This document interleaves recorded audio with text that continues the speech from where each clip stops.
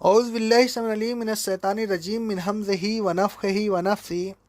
سورہ بقرہ کی آیت نمبر 102 اور 103 میں اللہ رب العالمین فرماتا ہے، اہل کتاب کو چاہیے تو یہ تھا کہ اللہ کی کتاب کی پیروی کرتے، لیکن انہوں نے ایسا نہیں کیا، بلکہ جادو ٹونے کے ان خرافات کے پیچھے لگ گئے جو خرافات کی شیطان سلیمان کے عہد حکومت کی طرف منسوب کر کے تلاوت کیا کرتے تھے۔ حالانکہ سلیمان نے کبھی جادو جیسے کفر کا ارتکاب نہیں کیا، یہ تو شیاطین ہی تھے جنہوں نے جادو کر کے خود بھی کفر کیا اور اس کفر کو فروغ بھی دیا، اور وہ اس طرح کی انسانوں کو بھی جادو سکھانے لگے۔ مزید برآں اہل کتاب اس علم شہر کے پیچھے بھی لگ گئے جو بابل میں ہاروت اور ماروت دو فرشتوں پر نازل کیا گیا تھا۔ یہ دونوں فرشتے کسی کو جادو نہیں سکھاتے تھے جب تک اس سے یہ نہ کہتے کہ ہم تو تمہارے لیے ذریعہ امتحان و آزمائش ہیں، لہذا تم جادو سیکھ کر کفر نہ کرو اور امتحان و آزمائش میں پورے اتر جاؤ۔ لیکن اہل کتاب ان کی نصیحت کو قبول نہ کرتے تھے، ان سے جادو کی وہ باتیں سیکھتے تھے جن کے ذریعہ شوہر اور بیوی میں تفریق پیدا کر دے، حالانکہ وہ اللہ کے حکم کے بغیر جادو کے ذریعہ کسی کو ذرا سا بھی نقصان نہیں پہنچا سکتے۔ بہرحال یہ لوگ ان دونوں فرشتوں سے ایسی باتیں سیکھتے تھے جو انہیں نقصان پہنچائے اور فائدہ کچھ نہ پہنچائے، اور وہ اچھی طرح جانتے تھے کہ جو شخص جادو کا خریدار ہوگا اس کا آخرت میں کوئی حصہ نہیں۔ اس کے باوجود وہ جادو کے کاروبار میں مشغول تھے، اور بے شک جس چیز کے بدلہ انہوں نے اپنی جانوں کو بیچ ڈالا وہ بہت بری چیز ہے۔ کاش انہیں اس بات کا علم ہوتا، اور اگر اہل کتاب ایمان لے آتے اور تقوی اختیار کرتے تو اللہ کے ہاں ان کو اچھا بدلہ ملتا۔ کاش وہ اس بات سے واقف ہوتے۔ اہل کتاب نے دین کو جھٹلا دیا تھا، کتاب الہی کو پس پشت ڈال دیا، احکام الہی کی اتباع چھوڑ دی تھی، جادو ٹونے کے پیچھے لگ گئے تھے اور خرافات میں کھو گئے تھے۔ اللہ تعالیٰ فرماتا ہے، وَاتَّبَعُوا مَا تَتْلُو الشَّيَاطِينُ عَلَىٰ مُلْكِ سُلَيْمَانَ۔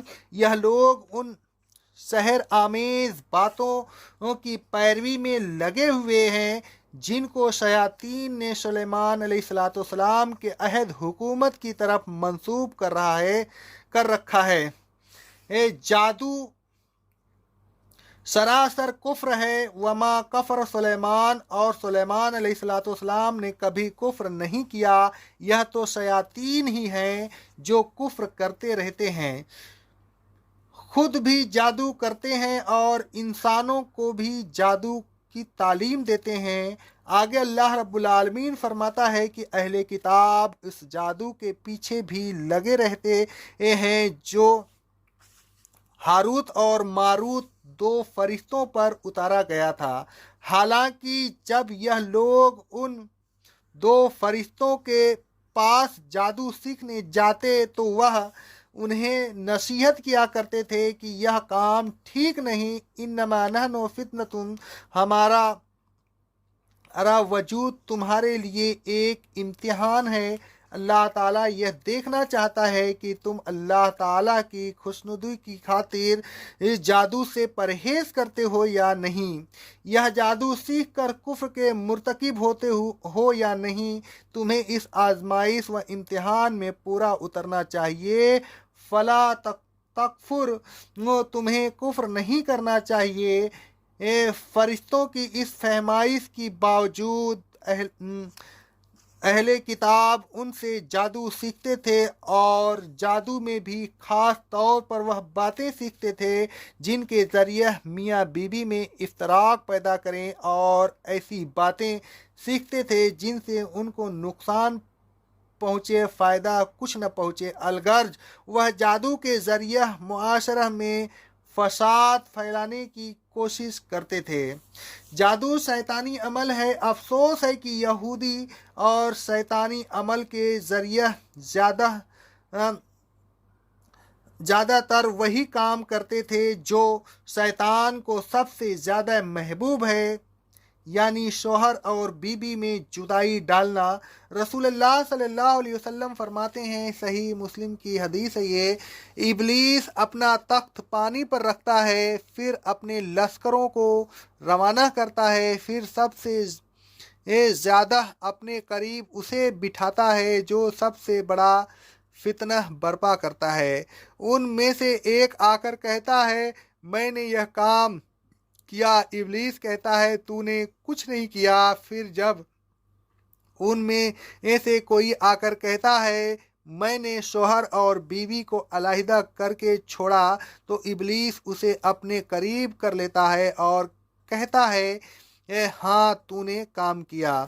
फिर अल्लाह ताला ने फरमाया, वह जादू के ज़रिए किसी को भी नुकसान नहीं पहुंचा सकते। नुकसान तो उसी वक्त पहुंच सकता है जब अल्लाह ताला की तरफ से नुकसान पहुंचने का हुक्म जारी हो जाए। जब तक अल्लाह ताला की मईशत न हो, कोई चीज़ न नफ़ा पहुंचा सकती है और न नुकसान। नफ़ा व नुकसान का मालिक अल्लाह रब्बुल आलमीन है। ये जिन चीज़ों में नफ़ा व नुकसान की तासीर अल्लाह ताला ने रखी है, वह तासीर भी अल्लाह ताला के हुक्म व इजाज़त की ताबे है। अलगर्ज अहले किताब जादू सीखते थे और उसके ज़रिए लोगों को नुकसान पहुँचाने के दर पे रहा करते थे। हालांकि उन्हें भी इल्म था कि जो शख्स भी जादू का खरीदार होगा, उसका आखिरत में कोई हिस्सा नहीं। निजात और फलाह व बहबूद से वह शख्स महरूम रहेगा। उसकी किस्मत में हलाकत के सिवा और कुछ नहीं होगा। रसूलुल्लाह सल्लल्लाहु अलैहि वसल्लम फरमाते हैं, 7 हलाक कर देने वाली गुनाहों से बचो। सहाबा किराम रज़ी अल्लाह ताला अन्हों ने पूछा, ऐ अल्लाह के रसूल सल्लल्लाहु अलैहि वसल्लम, कौन से गुनाह हैं? सही बुखारी और सही मुस्लिम की हदीस है, अल्लाह के साथ शिर्क करना, जादू करना, अल्लाह ने जिन जान को कत्ल करना हराम किया है उसे नाहक कत्ल करना, सूद खाना, यतीम का माल खाना, जंग के दिन पीठ फेरना और पाक दामन गाफिल मोमिन औरतों पर तोहमत लगाना। अल्लाह रब्बुल आलमीन सूरत ताहा की आयत नंबर 69 में फरमाता है, जादूगर जहां कहीं जाएगा फलाह नहीं पाएगा। फिर अल्लाह ताला ने फरमाया, वलबी समा सरो बही अनफुसहुम लौ कानू यालमून। अल्लाह की किताब को पसे पुस्त डालकर महज दुनियावी नफ़ा की खातिर वह अपनी जानों को दोज़ख के हवाले कर रहे हैं। गोया अपनी जानों को बेचकर वह थोड़ा सा आर्जी फ़ायदा हासिल कर रहे हैं और इस तरह अपनी जानों को हलाकत व तबाही में डालकर जो कलील फ़ायदा यह लोग हासिल कर रहे हैं, वह यकीनन बुरी चीज़ है। काश उन्हें इस बात का इल्म होता, और अगर यह लोग ईमान ले आते और अल्लाह ताला से डरते तो अल्लाह ताला के पास उनके लिए अच्छा ठिकाना होता। काश उन्हें इस बात का इल्म होता। ऐ लोगों, शैतानी अमाल से बचिए। नक्स सुलेमानी, बयाज सुलेमानी और हर्ज सुलेमानी नाम रखकर यहूदियाना खसलत का आगाज़ न कीजिए। न जादू सीखिए, न जादू कीजिए, न जादू कराइए और न जादू के ज़रिए जादू का اتار کیجیے اور نہ ایسا علاج کیجیے جس میں کفر یا شرک کا شائبہ ہو۔ اس بات پر ایمان رکھیے کہ بغیر اللہ تعالیٰ کے حکم کے جادو نہ نفع پہنچا سکتا ہے اور نہ نقصان۔ جادو سے بچنے کے لیے اللہ تعالیٰ نے سورہ قل اعوذ برب الفلق ہمیں دعا کی تعلیم دی ہے، لہذا سنت کے مطابق سورہ قل اعوذ برب الفلق کا ورد کیجیے۔ جادو سے محفوظ رہنے کے سلسلہ میں رسول اللہ صلی اللہ علیہ وسلم فرماتے ہیں، صحیح بخاری کی حدیث ہے، جو شخص ہر روز صبح کے وقت 7 اجوا کھجوریں کھا لیا کرے گا تو اس کو اس دن نہ زہر اثر کرے گا اور نہ جادو۔ نوٹ: اجوا مدینہ منورہ میں پیدا ہونے والی کھجور کی ایک قسم ہے۔ اگر معلوم ہو جائے کہ جادو کن چیزوں پر کیا گیا ہے اور کس مقام پر کیا گیا ہے تو انہیں وہاں سے نکال کر زمین میں دفن کر دیا جائے۔ حضرت عائشہ طاہرہ مطہرہ رضی اللہ تعالی عنہا فرماتی ہیں، صحیح بخاری اور صحیح مسلم کی حدیث ہے، رسول اللہ صلی اللہ علیہ وسلم نے ان چیزوں کو جن کے ذریعہ جادو کیا گیا تھا دفن کرنے کا حکم دیا۔ حکم کی تعمیل میں جادو کی چیزوں کو دفن کر دیا گیا۔ اقول قولی ھذا استغفر اللہ استغفر اللہ استغفر اللہ۔